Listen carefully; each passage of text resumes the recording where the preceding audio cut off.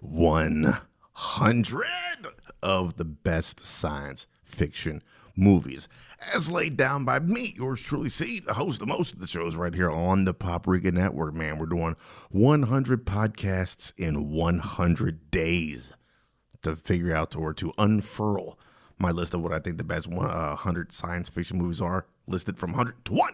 Yesterday was number 97. We talked about Avatar, man. I talked about at length how I think people should give Avatar another chance. I think it's more fun than you remember it being. So if you haven't checked out that episode, man, go ahead and go back and give that episode a quick listen. Today we're on 96, man. We're rolling right along. It's January 5th, I think.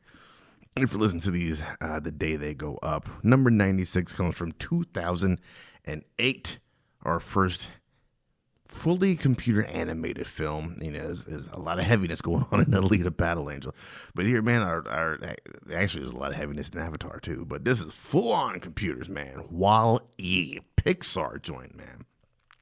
After 700 years of doing what he was built for, he'll discover what he was meant for. Which, look, as far as taglines go, it's fucking money. Shout out to whoever wrote that tagline. WALL-E is the last robot left on an Earth that has been overrun with garbage, and all humans have fled to outer space. For 700 years, he's continued to try to clean up the mess, but has developed some rather interesting human-like qualities.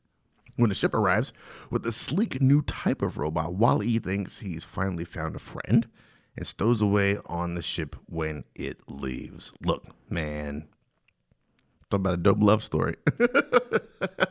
You talk about people willing to go to lengths to spit some game. WALL-E is up there with one of the greats, man.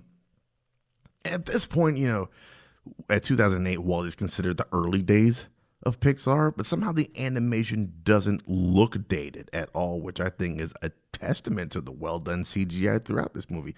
It hit during that massive wave when we thought that Pixar was unstoppable, because you had like Monsters, Inc. a couple years before that, which is dope.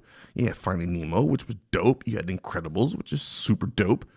You had Cars, which is kind of and you had Ratatouille, which I can't speak to because I never saw it. But then you had WALL-E, boom. And then after that, it was like up and then Toy Story 3. So this was like the first renaissance of Pixar, I would say.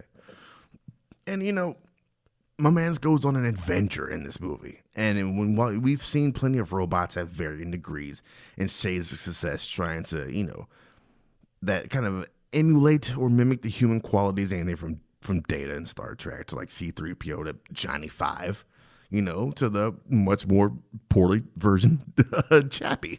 But WALL-E also exists in that scope, I think, and it gives the audiences something to identify with and latch onto, and Disney excels in the cuteness department. I mean, they made Grogu after all, right? And WALL-E is easy to root for because he's so cute and he's so earnest in his adventures, man. And of course, Pixar is always great about leaving the theater with the message and those themes of protecting the environment and mishandling of waste and, you know, becoming a slave to technology, weaponizing of nostalgia. All that is still prevalent today in 2022.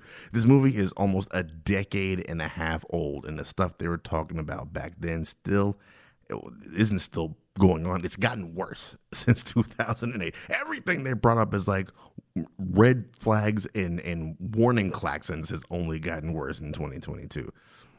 There's a lot to be mined out of WALL-E, and it's like all the great Pixar movies. There's levels to it. There's something for the kids. The kids can just follow, you know, WALL-E on his great adventure, and Eve as well on the adventure that they go on. That's a dope adventure story. And then for the adults, there's those themes of, hey, we need to be taking care of the future for these little kids that are watching this dope adventure story. Lots of levels have it in WALL-E. It is one of the, I'd put it at top middle range of Pixar movies. I need to sit down and do a Pixar listing. Are there 100 of those yet?